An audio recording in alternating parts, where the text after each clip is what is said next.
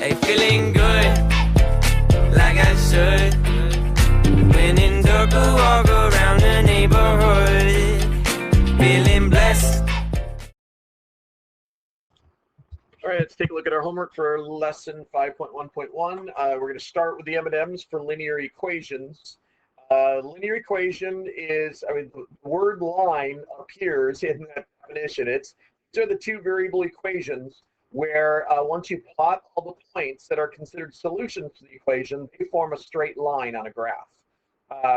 So they can be in standard form, which we saw in this lesson for 5.1.1, where you got your A and your B term on the left, or I'm sorry, your X and your Y term on the left-hand side, and your constant term is on the right-hand side. Like this one right here, negative 6x plus 3y is equal to 18.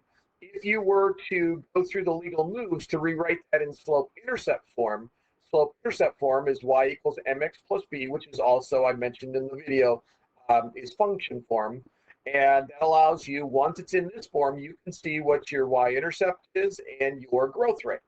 So I'm just kind of curious to see if they set this up so these two are the exact same line. So if I take negative 6x plus 3y is equal to 18, remember the first step would be to clear the x's out and move them over to the right-hand side.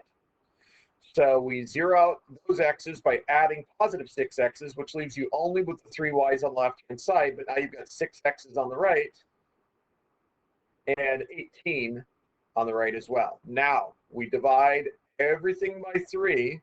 Whatever you do to the left side, do the same thing to the right side, and every term, it's like distributive property.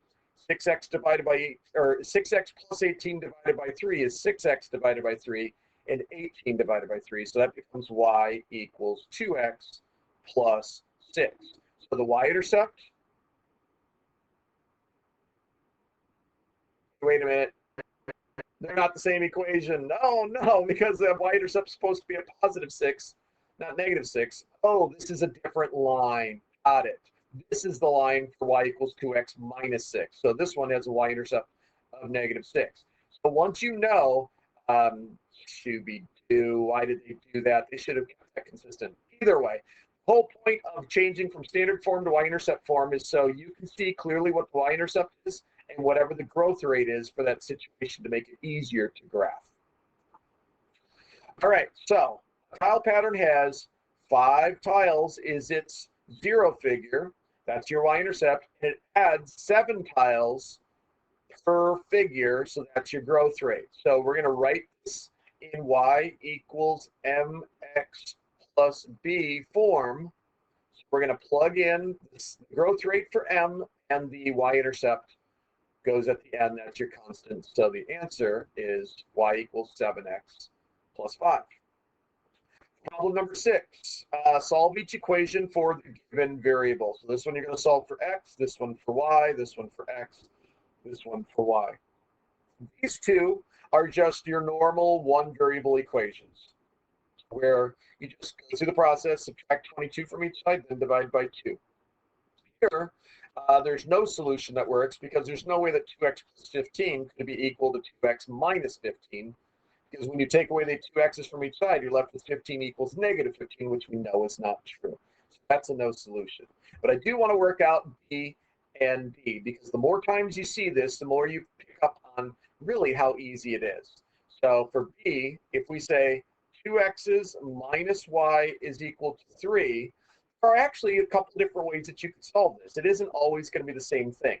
The standard approach is to move the x's to the other side by canceling them out. So you had to subtract 2 x's from each side. So this becomes negative y is equal to negative 2x, and that's a positive 3, right? So instead of saying 3 minus 2x, I'm going to say negative 2x plus 3. And then that's negative y. So we got to change that to a positive y by dividing everything by negative 1. And that becomes y, that becomes a 2x, that becomes a negative 3, and that's what our answer is. Now, I'm going to do this problem again, but I'm going to do it a different way. I'm going to choose to add y to each side, because remember, I want to get y all by itself on one side of the equation. I don't like the fact that there's a negative y there. That confused me a little bit. So if I do this, it becomes 2x is equal to y plus 3. And now I can just, that's supposed to be a 3 there. Now I can just take away 3 from each side, and you get 2x minus 3 is equal to y. Same thing, right? Y is equal to 2x minus 3. 2x minus 3 is equal to y. You just got to kind of flip them around, and everything works just fine. That means the exact same thing. So there are different approaches you can take. As long as you're doing the legal moves, whatever you do to one side, do the same thing to the other, it works out fine. And you just decide which approach makes the most sense to you.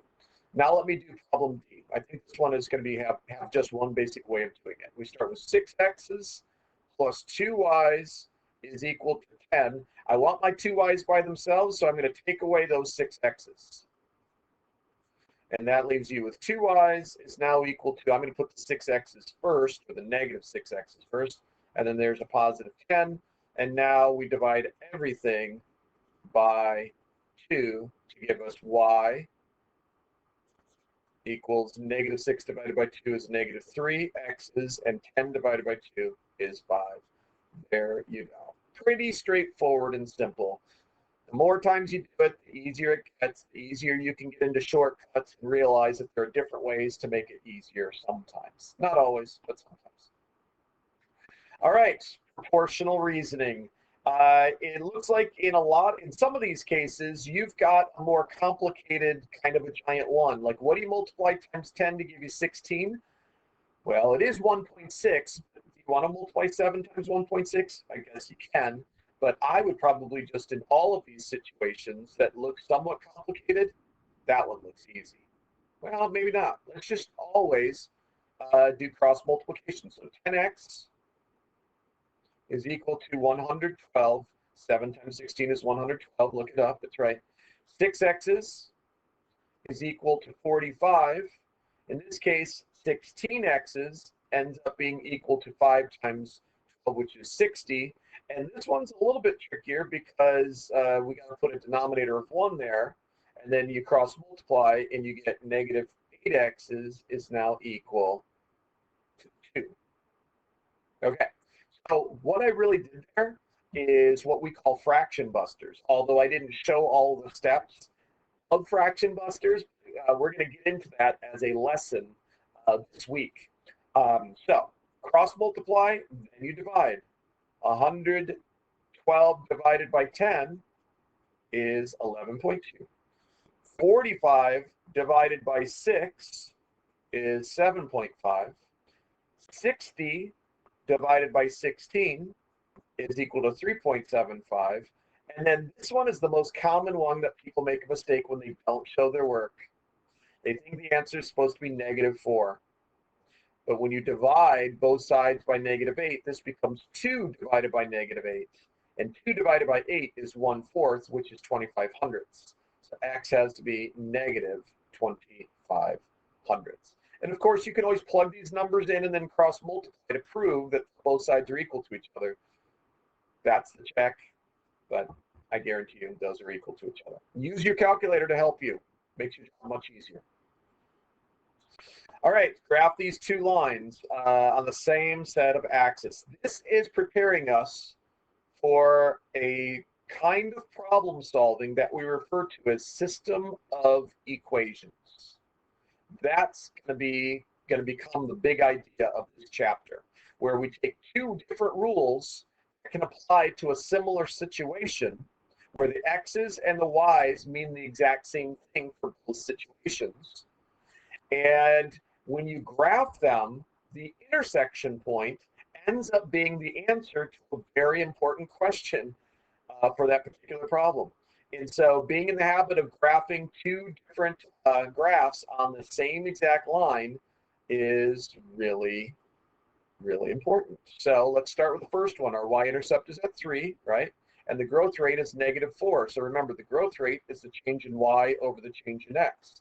This is telling you to go down 4 for every one that you go to the right. So down 4, 1 to the right, down 4, 1 to the right. This one has a y-intercept of negative 7. And the growth rate is 1, right? So the change in y over the change in x would be 1 over 1. So that means it's going to go up one for every one that it goes to the right. Up one, one to the right. Up one, one to the right. Up one, one to the right. Up one, one to the right. Now, I always recommend, after you've done this shortcut, is to take a couple of the ordered pairs, like this one right here, should be a solution for this equation. So when x is equal to 1, -4 times 1 is -4, and -4 plus 3 is -1. So that is correct. That's a solution to that equation. It's also one of the points we found on the line. That means we put our line in the right spot. Let's take a look at this point right here. When x is equal to 4, what's 4 minus 7? It's -3. So y will be -3. That proves that we've got that line in the correct spot. And now we see that 2, -5 is the only point that falls on both lines, which means this is the only ordered pair, the only values of x and y that actually work as a solution to both of those equations. And let's prove it. This is x and this is y. So I'm going to take this one and I'm going to say -5, that's the value for y, has to be equal to -4 times 2 plus 3. Well, what is -8 plus 3? That's -5, right? That proves that 2, -5 is in fact a solution to the first equation. Now let's plug it into the second one. Is -5 equal to 2 minus 7? 2 minus 7 is -5. Yes, it is. So we've confirmed that this is what we call the solution to the system of equations. When we took both graphs, put them on the same coordinate grid, their intersection point was the one solution that worked for both equations. So that's the solution to the system of equations. All right, and then I think this might be our last problem. Hopefully, yes, it is. All right, so draw figures 1, 2, and 3 for a tile pattern that can be described by this rule. So that means that its growth rate, it has to be growing by -3, which means it's not really growing. It looks like it's a constant rate of decline. And then where did it start? It starts with 10. So the first one should have 10, then the next one after that would have 7, then the next one after that would have 4, then the next one after that would have 1. And then here we go. Here's figure 0 with 10. And then it doesn't matter the shape of it. I just decided to make a big block where you could easily remove 3 at a time for figure 1, then take another 3 away and you got figure 2, and then take those 3 away and you got figure 3. And at that point, I guess you're going into the negatives and we're not going to create negative tile figures. So we're just stopping at 3. All right, so that does it for today's homework. Let's go ahead and move on to our next activity. Take care. Bye. Hey, feeling good, like I should. When in dark, I walk around the neighborhood, feeling blessed.